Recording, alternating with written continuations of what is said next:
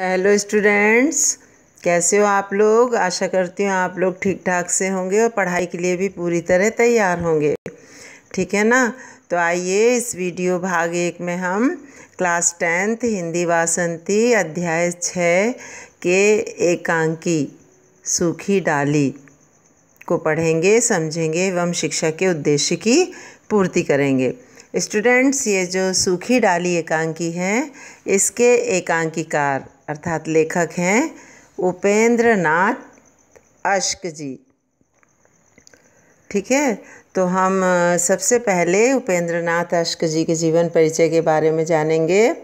उपेंद्र नाथ अश्क जी का जन्म 14 दिसंबर सन 1910 ईस्वी को पंजाब प्रांत के जालंधर नगर में हुआ था।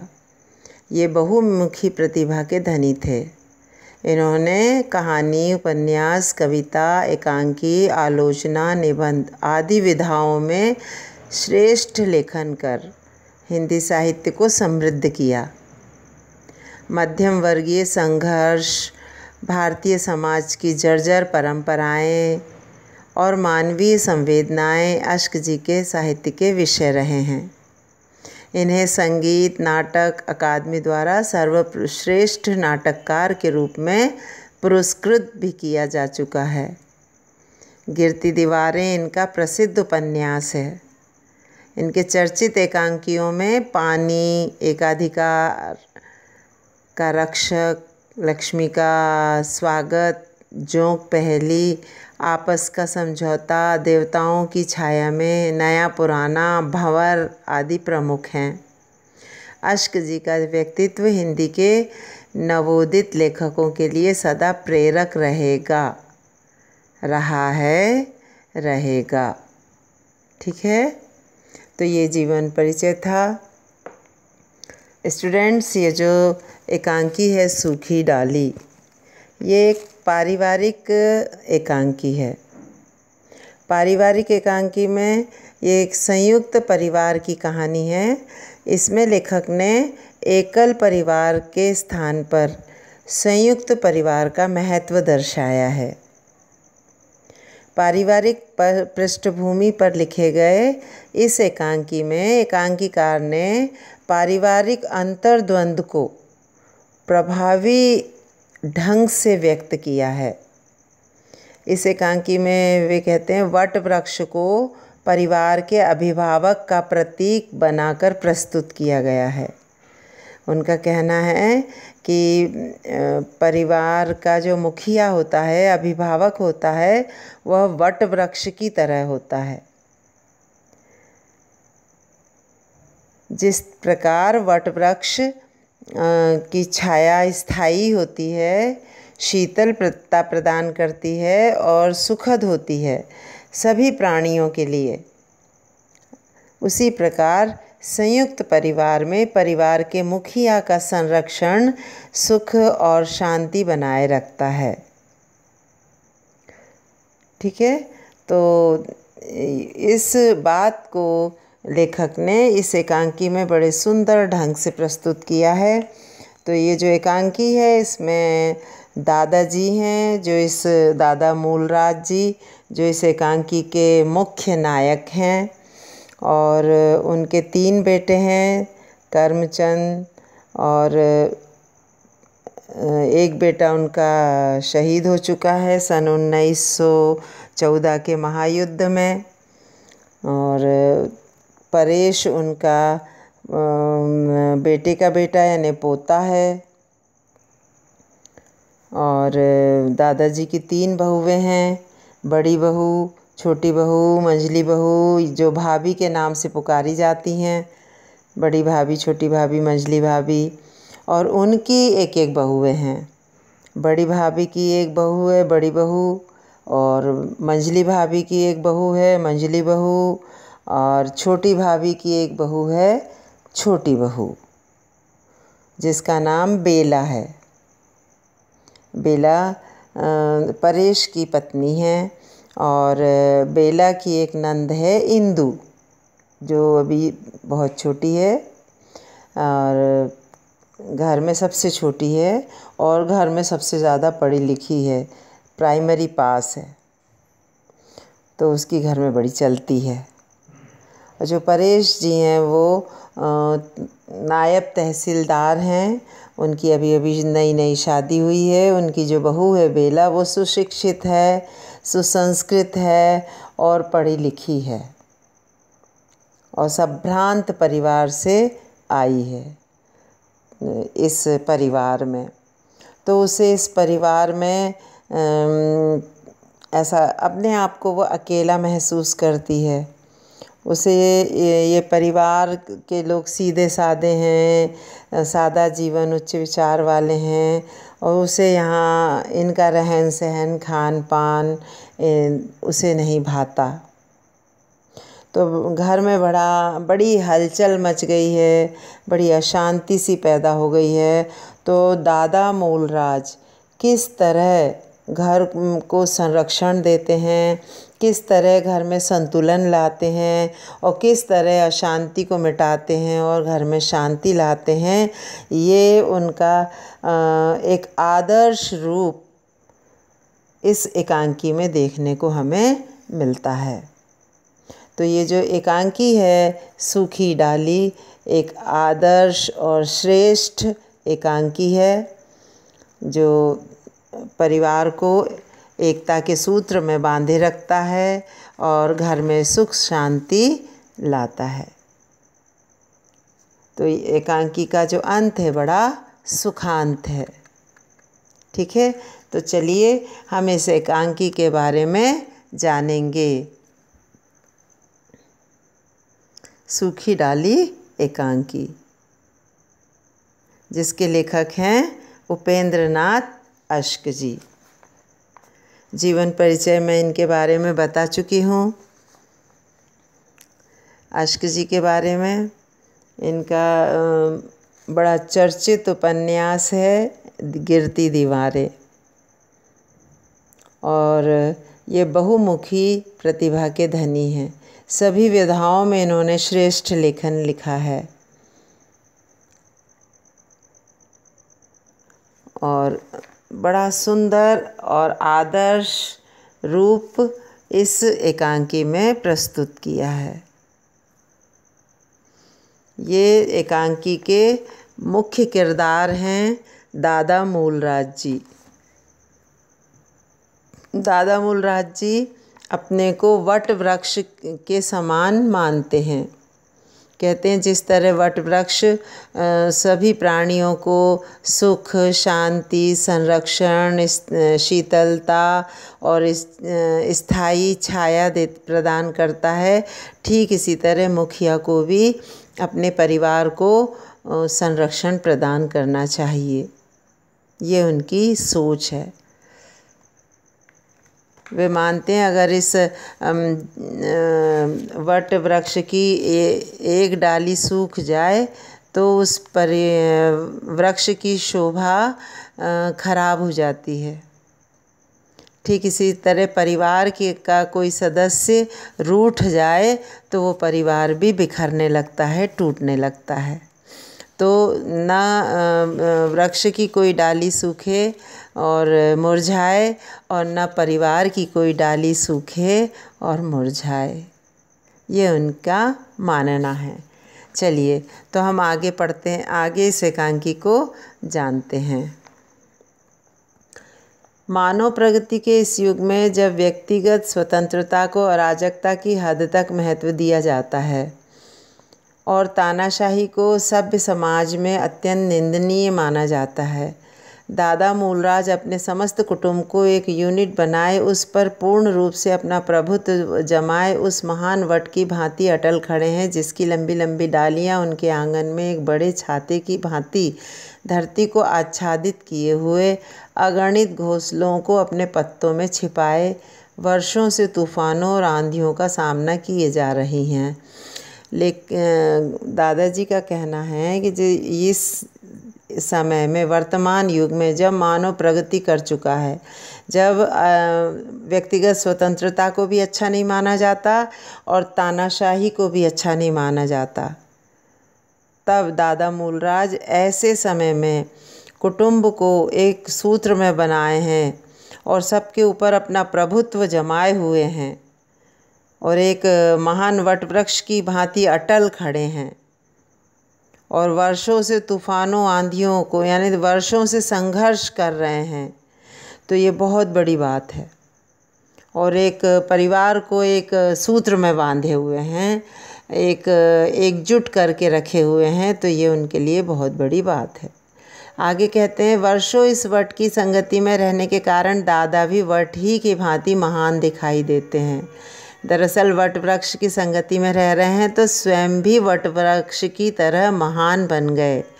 आयु उनकी 72 वर्ष हो गई और शरीर झुक गया। सफ़ेद दाढ़ी जो है उनकी लंबी लंबी नाभि को छूती है, ऐसा लगता है जैसे धरती को छूने का प्रण कर रही है। दादाजी का एक लड़का 1914 के महायुद्ध में शहीद हो गया है और 2 बेटे उनके सारी उनकी ज़मीन जायदाद और कारोबार को संभाल रहे हैं।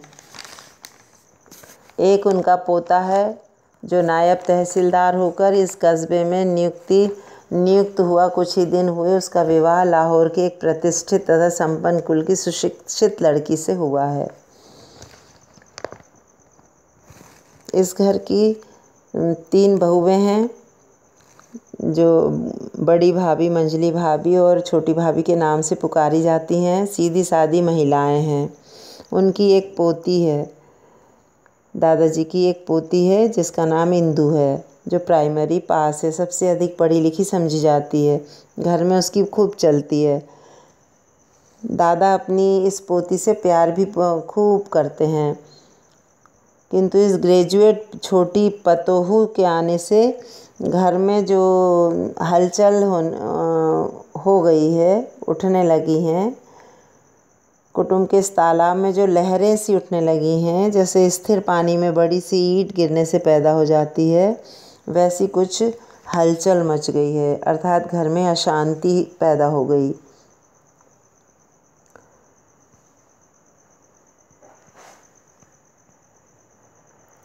तो आइए हम इस दादाजी इस घर में शांति किस प्रकार लाते हैं देखते हैं। जैसे ही पर्दा उठने के कुछ क्षण पश्चात इंदू तेज गैलरी से नीचे निकलती है और बिफरी हुई सी दाई तख्त पर बैठ जाती है। उसके पीछे पीछे बड़ी बहू शांत स्वभाव से चलती हुई आती है। इंदू की भ्रुकुटी चढ़ी हुई है और बड़ी बहू शांत और गंभीर है। बड़ी बहू पूछती है, आखिर कुछ कहो भी, क्या हुआ? तो इंदू कुछ नहीं कहती। बड़ी बहू पूछती है, अरे बताओ तो, क्यों भी फ्री हो? इंदू कहती है गुस्से में, क्या ईंट मारती? तो बड़ी बहू पूछती है, अरे कुछ बताओ भी तो। तब इंदू बोलती है, मेरे मायके में यह होता है, मेरे मायके में यह नहीं होता। अपने और अपने मायके के सामने तो किसी को कुछ गिनती ही नहीं। हम तो उसके लिए मूर्ख हैं, गंवार हैं, असभ्य हैं। बड़ी बहू पूछती, क्या?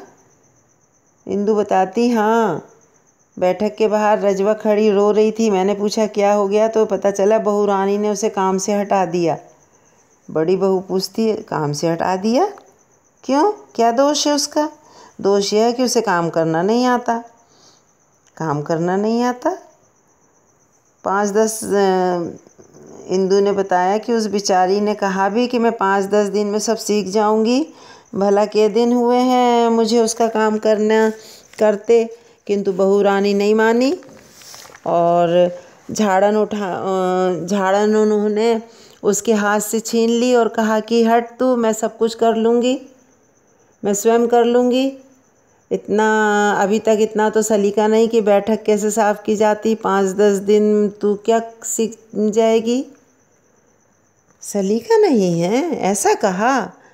इंदु ने कहा, और क्या? इस तरह भाभी 10 साल से यही नौकरानी घर में काम कर रही है। घर भर की सफाई करती है, बर्तन मलती, कपड़े धोती। जाने तो हमारा कौन सा ऐसा काम है जो इससे नहीं बनता। और फिर मैंने समझा है कि भाभी नौकर से काम लेने की तमीज़ होनी चाहिए। बड़ी बहू बोली, हाँ और क्या? इंदु झट से बोली, वह तमीज़ तो बस आप लोगों को है। मैंने कहा तुम तो लड़ती हो, मैं तो सिर्फ ये कहना चाहती हूँ कि नौकर से काम लेने का भी ढंग होता है। इस पर तो नक्कर बोली, और वह ढंग मुझे नहीं आता, मैंने नौकर जो यहीं आकर देखे हैं। बस लड़ने लगी। बड़ी बहू, कही उसने ये सब बातें?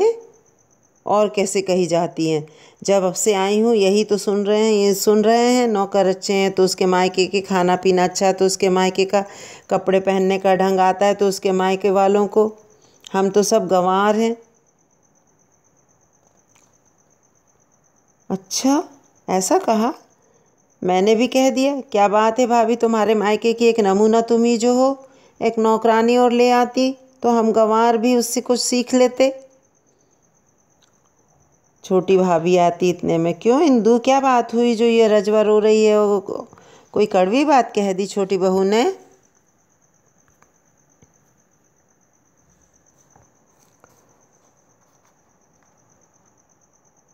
यह आज तुम कैसी जलीकटी बातें कर रही हो? छोटी बहू से झगड़ा हो गया क्या? माँ जी, आज उन्होंने बरबस मुझे काम से हटा दिया। इतने बरस हो गए आपकी सेवा करते, कभी किसी ने इस प्रकार का अनादर न किया मुझे। तो माँ जी, आप अपने पास ही रखिए, मैं आज से उनका काम न करूँगी। छोटी भाभी बोली, वह तो बच्ची है रजवा, तू भी उसके साथ बच्ची हो गई। इंदु, हाँ जी हाँ, बच्ची है, रोटी को चोची कहती है, उसे तो बात ही कहनी नहीं आती। अपने मायके के सामने तो वह किसी को कुछ समझती ही नहीं, और गज भर की जबान निकाल कर के बातें करती है। बड़ी बहू बोलती, बात यह है छोटी माँ कि छोटी बहू को हमारा खाना पीना पहनना ओढ़ना कुछ भी पसंद नहीं। उसे हमसे, हमारे पड़ोस से, हमारी हर बात से घृणा है।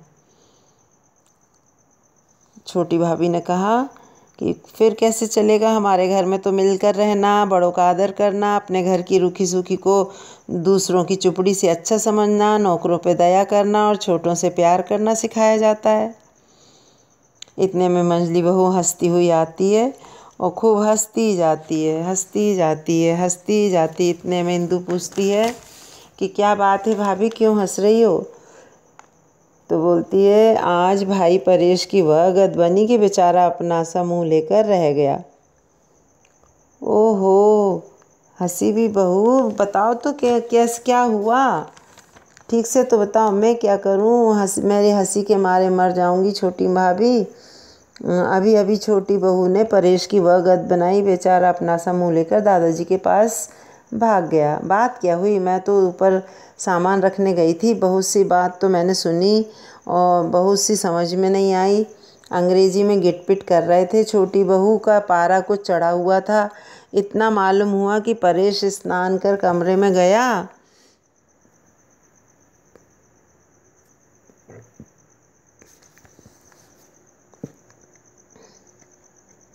तो बहू रानी ने सारा फर्नीचर निकाल कर बाहर रख दिया था। परेश ने कारण पूछा। छोटी ने कहा, मैं इन टूटी फूटी कुर्सियों और गले सड़े फर्नीचर को अपने कमरे में न रहने दूंगी। परेश कहने लगा, हमारे बुजुर्ग, यह बात काट कर छोटी बहू से कहा, हमारे बुजुर्ग तो जंगलों में घुमा करते थे, तो क्या हम भी उनका अनुकरण करें? और जो सामान पड़ा था वह भी उठाकर बाहर फेंक दिया। फिर परेश ने कहा, इस फर्नीचर पर हमारे दादाजी बैठते थे, पिताजी बैठते थे, चाचा बैठते थे, उन लोगों को कभी शर्म नहीं आई। उन्होंने कभी फर्नीचर के गले सड़े होने की शिकायत नहीं की।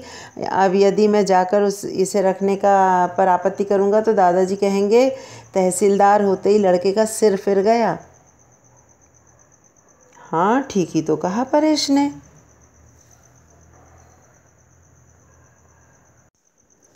हाँ, ठीक ही तो कहा। परेश मेरा बेटा जो है, मेरा बेटा भला है।